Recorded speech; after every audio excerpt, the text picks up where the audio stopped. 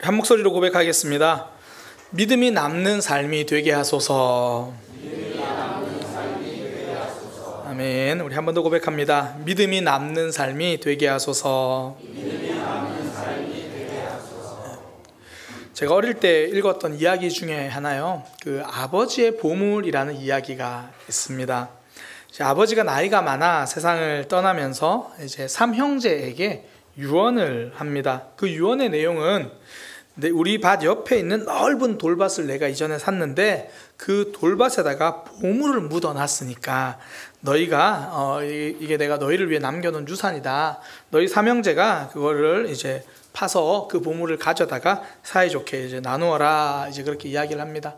그 말을 들은 삼형제가 이제 아버지가 남겨주신 보물을 함께 찾아서 우리 공평하게 나누자. 그렇게 말을 하고 돌밭을 파기 시작합니다. 그런데 땅도 넓고 또 돌도 너무 많아가지고 삼형제가 온전히 달라붙어도 땅 전체를 다 파보는 데는 6개월이나 걸리는 거예요. 근데 문제는 뭐냐면 그렇게 땅을 다 파보았는데 아무것도 나오지 않은 거예요. 실망하고 있는데 나름 이제 똑똑하다는 둘째가 큰 형에게 제안을 합니다. 보물 찾느라 땅을 이렇게 다 뒤집어 놨는데 이렇게 된 거 여기다 곡식이나 심읍시다. 그러고 보니까 이제 단단하고 돌 많은 땅을 보물 찾는다고 다 뒤집어 놓으니까 이제 뭐 또 땅 판다고 뭐 이제 걸리는데 돌은 한쪽에 다 치워놨고, 그제야 큰 형이 아버지의 참뜻을 깨달은 거예요. 아버지가 남긴 보물은 이 밭 자체구나. 삼형제가 3개월을 파야 다 팔 만큼 넓은 땅이었거든요.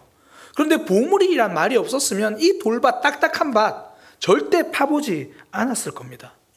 그런데 아버지가 여기다가 보물이 있다고 말한 덕분에 삼형제가 이 밭을 모두 갈고 농사 지을 수 있는 땅으로 만든 거죠. 그래서 이야기는 그렇게 그 넓은 땅에 삼형제가 사이좋게 농사를 지으면서 풍요롭게 살았다, 그렇게 끝납니다. 오늘날로 이야기가 바뀌면 그 넓은 땅에 고속도로가 지나갔더라, 그 삼형제가 보상을 받고 행복하게 살았더라, 뭐 오늘날은 이렇게 되겠죠. 아무 쓸모없어 보이는 돌밭을 그렇게 갈고 그 땅에서 새롭게 시작할 수 있는 것, 이게 아버지가 남겨주신 보물이죠. 풍성한 약속을 기대하는 거죠. 그러니까 풍성한 수확은요, 밭 갈기에서 시작합니다. 밭 갈아야 풍성한 삶, 풍성한 수확 누리는 거죠. 오늘 예수님께서 말씀하신 비유는요, 밭에 대한 이야기입니다. 씨 뿌리는 비유라고 말씀하셨지만 실상은 밭에 대한 이야기예요. 4가지 밭이 나오죠. 씨를 뿌리는 자가 씨를 뿌렸는데 어떤 씨앗은 길가에 떨어지고, 어떤 씨앗은 돌밭에 떨어지고, 어떤 씨앗은 가시떨기에 떨어지고, 어떤 씨앗은 좋은 땅에 떨어졌더라. 그 중에서 결실했던 거는 좋은 땅에 떨어진 그 씨앗이 100배, 60배, 30배 결실하였더라. 그러니까 밭이 어떻게 다른가 이야기하시는 거예요. 제가 처음 이 말씀을 보면서, 그래, 좋은 밭이 되면 하나님께서 30배, 60배, 100배 결실해서 주시는구나, 좋은 밭에 초점이 맞춰진 말씀이구나, 당연히 그렇게 생각을 했어요. 그런데 말씀을 준비하면서 묵상하고 연구하고 읽으면서 정말 예수님께서 하시고자 하시는 말씀은 황폐해진 그 땅에 대해서 말씀하시는구나. 이 말씀은 우리에게 경계하는 말씀이고 좋은 땅으로 초대하시는 말씀이구나. 왜 그러냐면요, 내용을 자세히 보면 좋은 땅은 어떤 땅인지 별로 설명하지 않아요. 듣고 깨닫는 것, 이 끝입니다. 반면에 척박한 땅은 어떤 땅인지 구체적으로 하나하나 설명을 해요. 아, 바로 우리의 모습이 이거라는 거고, 그 척박한 우리의 모습 잘 밭갈이해서 30배, 60배, 100배 열매를 누리는 삶을 살라고 말씀하시는구나. 흔히 가을을 추수의 계절이라고 이야기를 하잖아요. 추수의 계절, 결실의 계절. 저는 이 결실의 계절에 우리의 믿음이 추수할 것이 있는 믿음이 되기를 소망합니다. 추수의 때에 빈손되지 않게 하소서. 믿음을 남기는, 우리 인생의 곳간에 믿음을 잘 채워 넣을 수 있는 그런 삶이 되게 하소서. 그래서 오늘 말씀을 통해서 정말 씨앗이 제대로 열매 맺지 못한 그 3가지 밭, 우리를 향한 경계, 우리 보고 바꾸려고 하신 그 마음, 어떤 모습인지 함께 좀 살펴보겠습니다. 먼저 기억해야 할 것은요, 길가에 뿌려진 씨앗은 그냥 빼앗긴다는 거예요. 다시 말해서 말씀을 빼앗으려는 자가 있다는 겁니다. 말씀을 듣고 깨닫지 못하면 악한 자가 빼앗아 간다, 그렇게 예수님이 말씀하세요. 뒤집으면 이렇게 되죠. 천국 말씀, 빼앗아 가는 것이 악이다.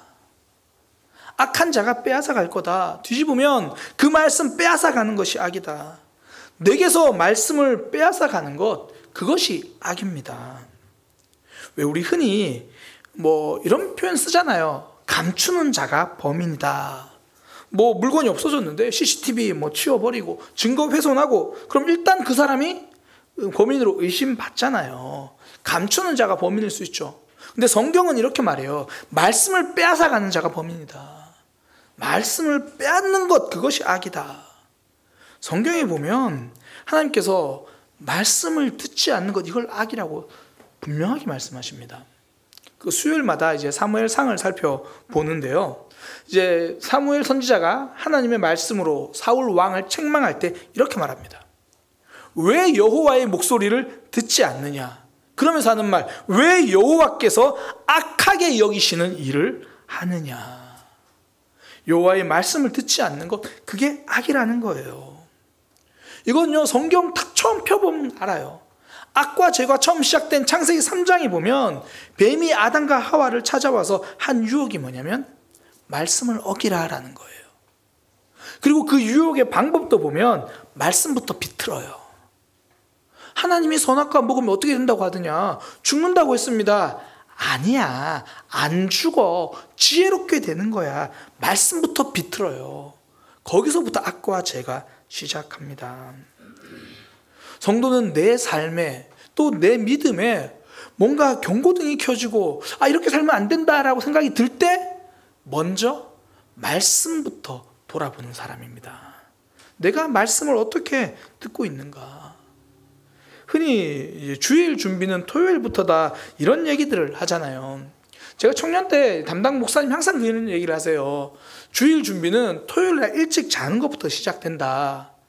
사실 토요일날만 자도 괜찮아요. 주일 2시, 3시에 자니까 이 예배 때 집중할 수가 없죠. 그래서 제가 청소년 사역을 하면서 청소년들이 저를 싫어했던 것 중에 하나가, 제가 이 12월 24일 온라이트를 없애버렸어요. 아이들이 그날 밤새 놀았는데 제 경험이 그래요. 저희도 그 12월 24일 온라이트를 하면서 밤새 놀았거든요.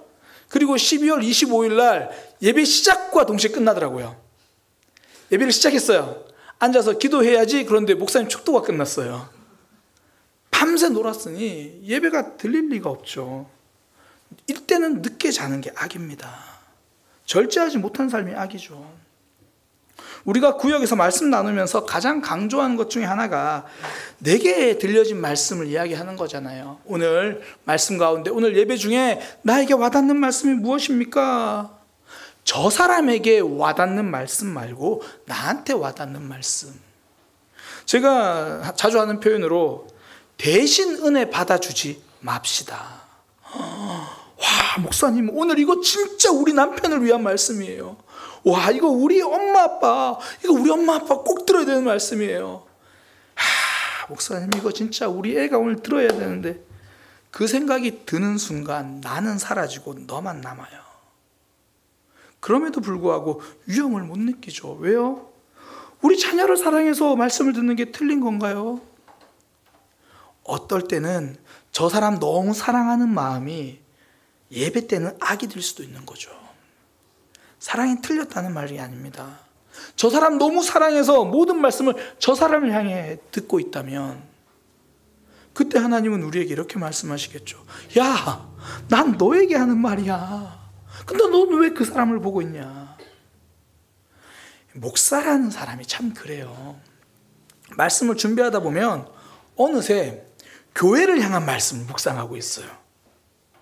그러면 그 설교 준비가 저에게는 악이에요.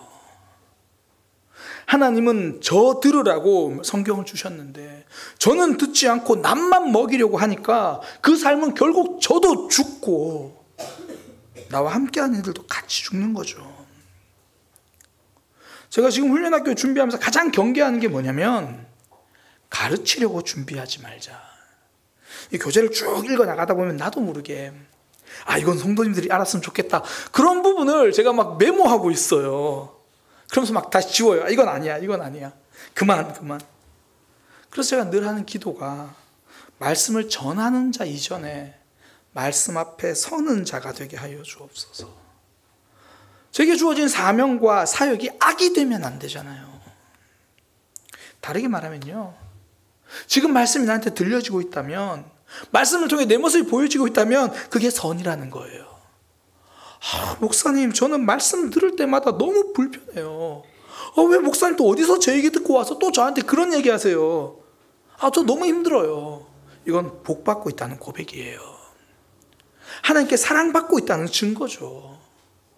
나를 힘들게 하는 그 말씀, 나를 살리는 말씀인데 나에게 들려진다면 내가 살아나는 것뿐 아니라 그 말씀 덕분에 나도 살아나고 우리 가족도 살아나고 내가 있는 공동체가 살아나는 거죠. 비행기를 타면 듣게 되는 그 이야기 있잖아요. 비상시 행동 요령. 비상용 산소 마스크가 내려오면 반드시 보호자가 먼저 착용한 뒤 어린이와 노약자를 도와주세요. 어린이와 함께 있는 보호자는 반드시 자기 먼저 챙겨야 합니다.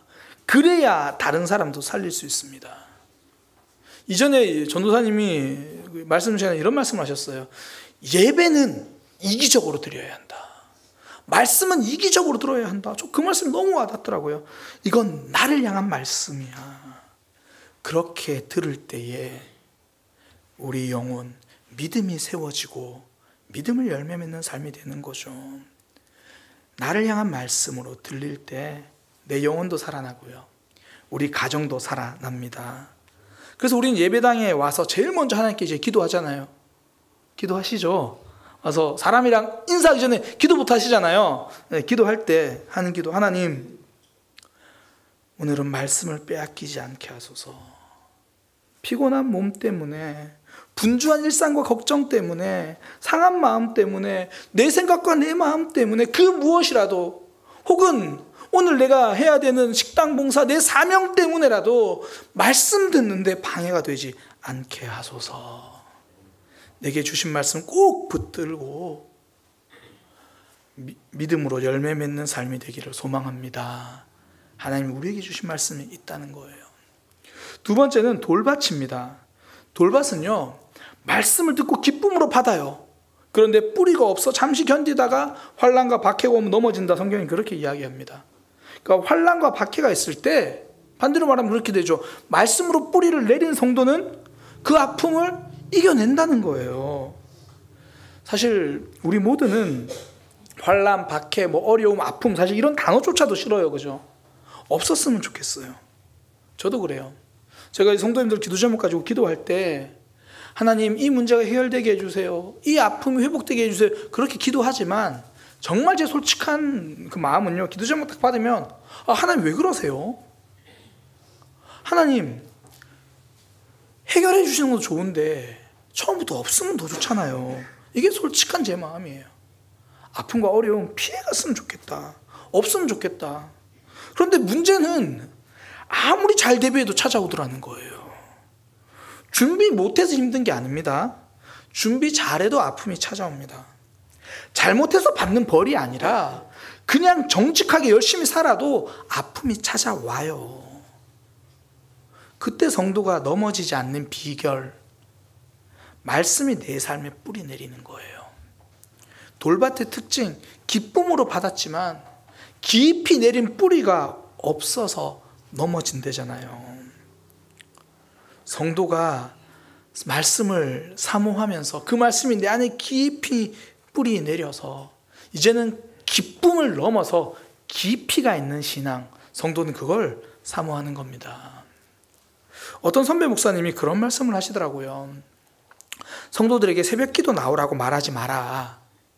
저는 이 말씀 참 잘 지키는 것 같아요. 새벽기도 나오라고 말하지 마라. 때가 되면 다 나온다.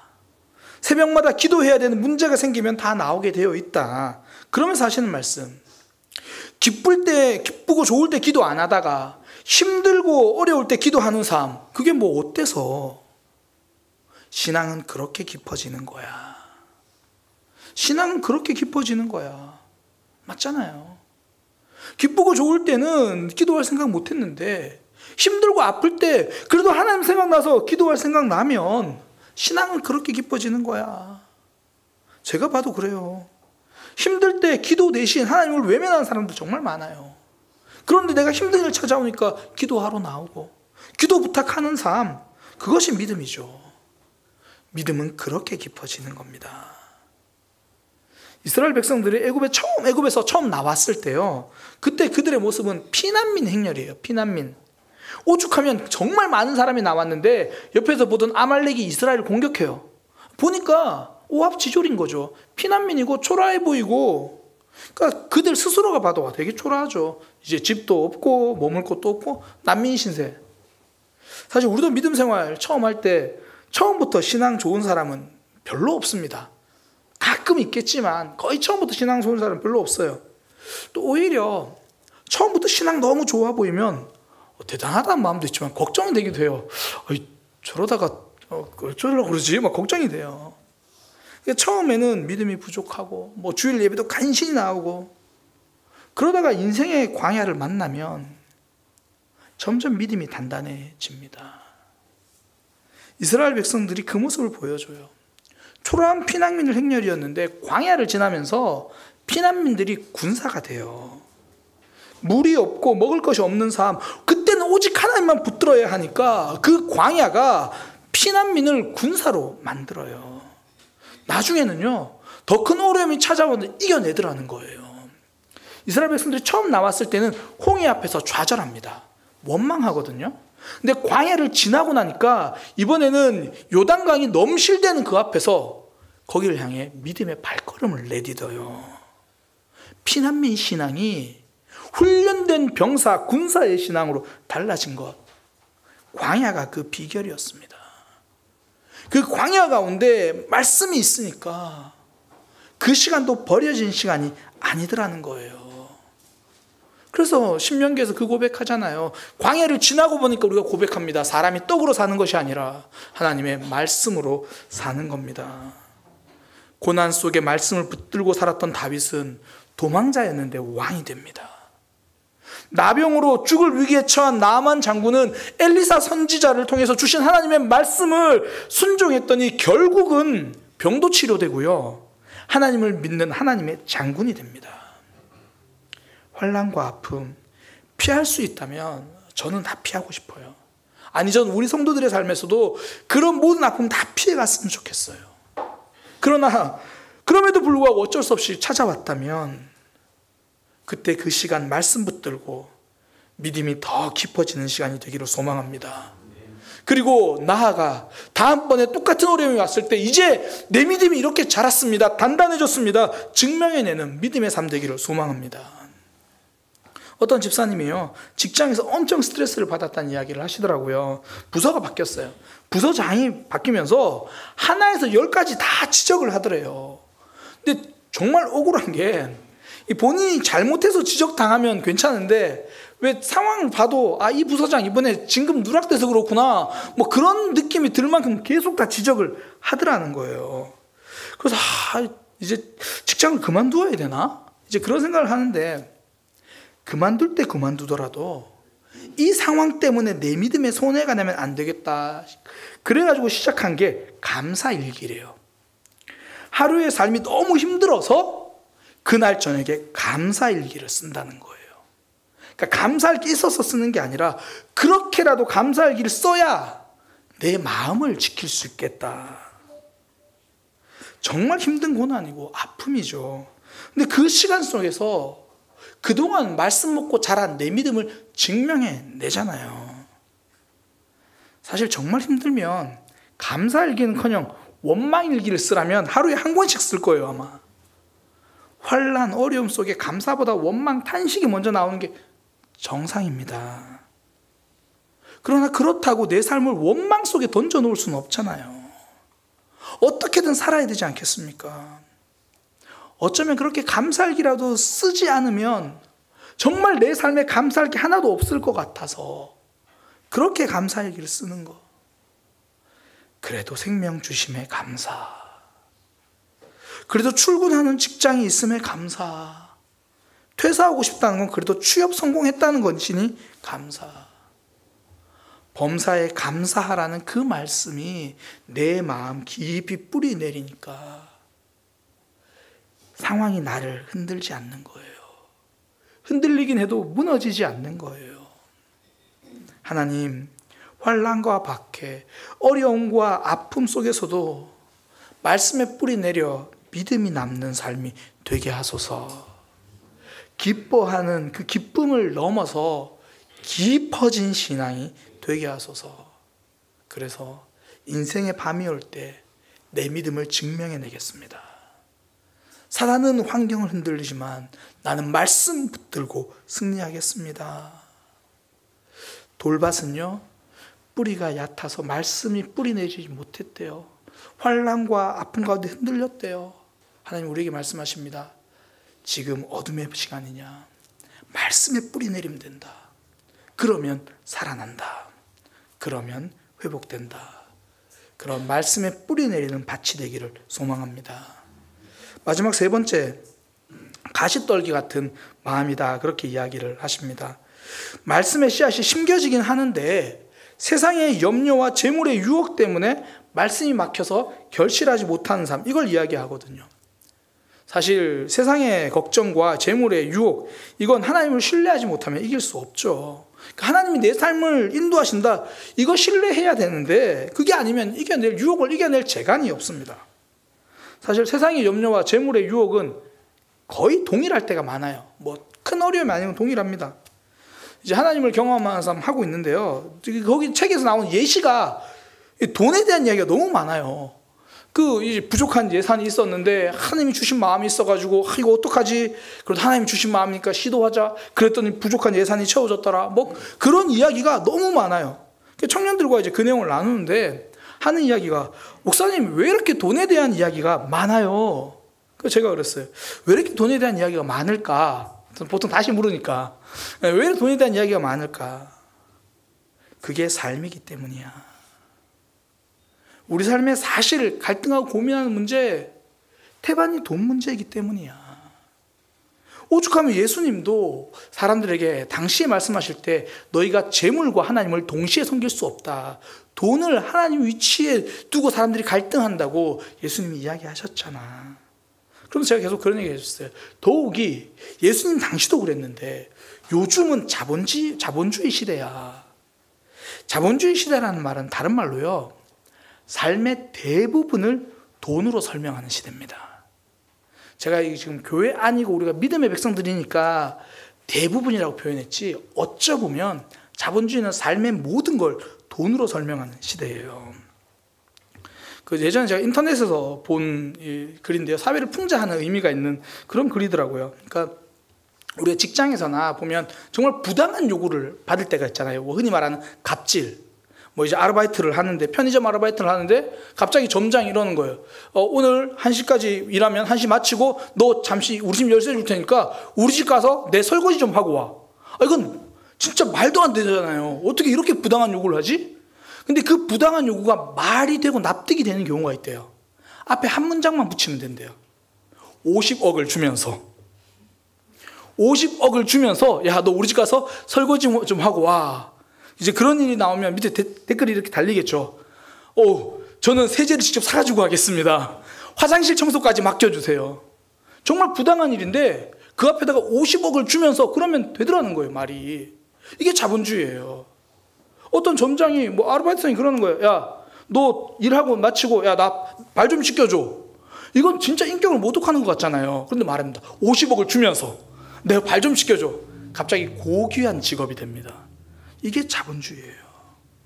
모든 걸 다 돈으로 환산하기 시작합니다. 좀 슬픈 글인데요. 이번에 이런 사연도 제가 올라온 적이 있어요. 시어머니가 교회를 다니시는데, 이제 예비 며느리예요. 이제 예비 아내인 것 같아요. 시어머니가 교회를 다니시는데 결혼하면 매달 용돈을 400만 원을 줄 테니 대신 매주 교회 가자, 이렇게 말씀하십니다. 어떻게 하면 좋을까요? 보통 인터넷은요, 이렇게 물으면 교회에 대해서 굉장히 부정적인 글들이 많아요. 근데 그 글에는 의외로 호의적인 글들이 많았습니다. 뭐 이런 거예요. 그 정도면 할만합니다. 이런 것부터 시작해가지고, 저는 그러면 새벽 기도도 나갈 수 있습니다. 그리고 누가 정말 구체적인 가이드도 있었어요. 400만 원이면 가서 11조 한다고 생각하시고 실수령액은 360만 원으로 생각하시면 됩니다. 실제로 그 댓글이 있었어요. 세상에. 그러니까 뭐 그런 거예요. 그 정도면 괜찮을 것 같은데 뭐 일주일에 2시간 아르바이트 한다고 생각하세요. 일반인들의 생각에 믿음과 신앙까지도 돈 주면 그 문제가 해결된다라고 생각을 하는 거예요. 이게 사회 전반의 생각이 그래요. 그래요, 목사님. 세상은 그런데 우리는 안 그런데 그죠? 요즘 결혼을요, 누가 매매혼이라 그렇게 이야기를 하더라고요. 매매혼, 돈 받고 나를 파는 거. 목사님, 저 결혼합니다. 그래? 그 사람이 너를 얼마나 사랑해? 너는 그 사람을 얼마나 사랑해? 결혼은 사랑으로 하는 거니까 그렇게 물어야 돼요. 홍찬아 장로님, 저 결혼합니다. 그래? 그 사람 뭐 하는 사람이야? 됨됨이를 묻는 게 아니라 직업을 물어요. 얼마를 벌어다 주는 사람한테 너는 시집을 가느냐? 그 사람의 연봉, 그 사람이 준비하는 부동산, 거기에 너를 팔만 하면 너 결혼해야지. 그건 매매혼입니다. 이 말을 부정할 수가 없더라고요. 이런 상황이니까 세상의 염려, 재물의 유혹, 오늘날은 거의 같은 말이 되어버렸어요. 근데 우리가 사단을 하나 오해하는데요. 사단은 누가 봐도 유혹인 것처럼 유혹하지 않습니다. 사단이 그래 아마추어가 아니에요. 예를 들어, 야, 승환아, 너 이번에 이렇게 선택하면 더 부자가 될 거야. 이렇게 유혹하지 않아요. 너 이거 선택하지 않으면 당장 문제가 생길 텐데 이렇게 유혹해요. 지금 네 삶이 무너질 텐데 명분까지 얹어줘요. 삶을 잘 유지하려면 그렇게 해야만 돼. 유혹한다고요. 실제로 이제 훈련학교 딱 이번이 믿음의 갈등 그런 타임이었어요. 한 청년이 믿음의 갈등 부분을 이야기하면서 처음에 그렇게 이야기하더라고요. 믿음의 갈등이 뭔지 내가 겪은 믿음의 갈등을 쓰라고 하는데 저 없는 것 같아요. 저는 갈등 자체를 잘 안 했나 봐요. 그러다가 갑자기 그런데 하나님이 갑자기 11조를 훅 치고 들어오셨어요. 그때 하나님, 저 여기서 11조 하면 카드값 구멍 나는데요. 그때 본인이 깨달은 거, 이건 지출을 수정해야 하는 거구나. 말씀이 계속 들어오니까 삶의 우선순위가 세워져 가는 거죠.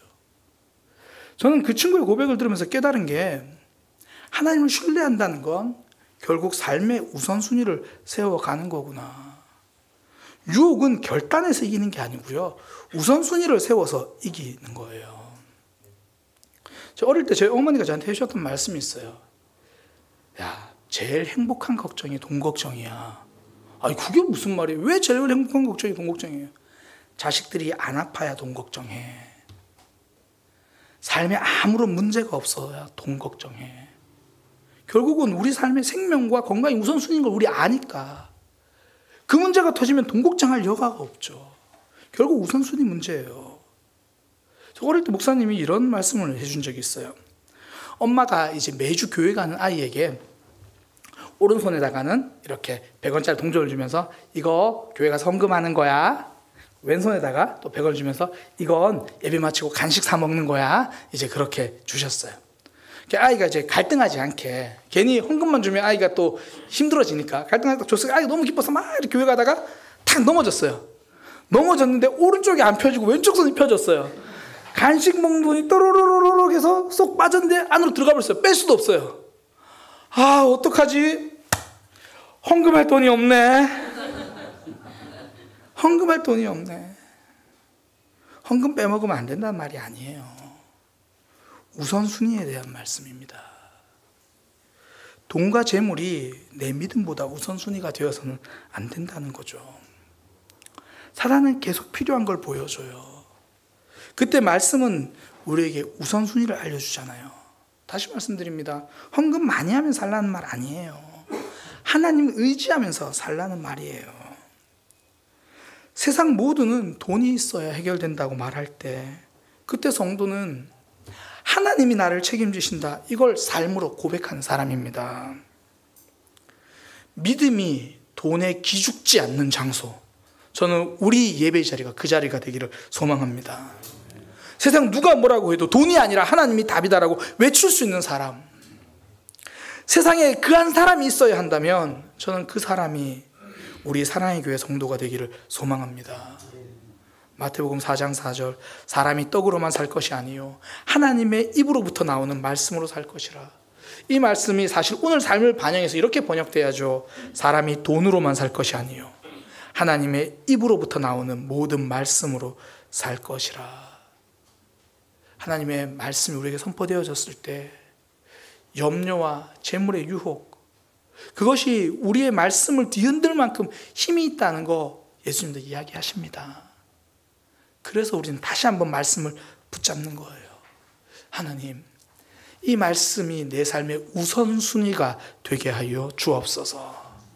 그래서 하나님 붙들고 승리하는 믿음의 삶, 내 인생에서 믿음의 곳간에 빈손으로 주님 앞에 서지 않게 하여 주옵소서. 하나님, 우리 마음밭에 말씀이 잘 심겨서 믿음의 열매를 풍성히 맺는 삶으로 초청하십니다. 그러기 위해서 오늘 3가지 말씀, 우리가 경계해야 될 것 함께 살펴봤습니다. 먼저는 내 말씀을 빼앗아가는 그것이 무엇이든 악이라는 거예요. 하나님, 말씀을 빼앗기지 않게 하소서. 그리고 피할 수 없는 어려움이 찾아왔을 때 하나님, 내가 믿음을 더 깊이 뿌리내리는, 말씀에 뿌리내리는 삶이 되게 하여 주옵소서. 하나님, 살다 보니까 돈이 정말 필요하기도 하고 그것 때문에 너무 고민되는데, 그럼에도 불구하고 내 삶의 우선순위는 흔들리지 않게 하소서. 그렇게 하나님이 기뻐하시는 좋은 밭이 되어 믿음이 풍성히 열매 맺는 하나님의 백성 되기를 소망합니다.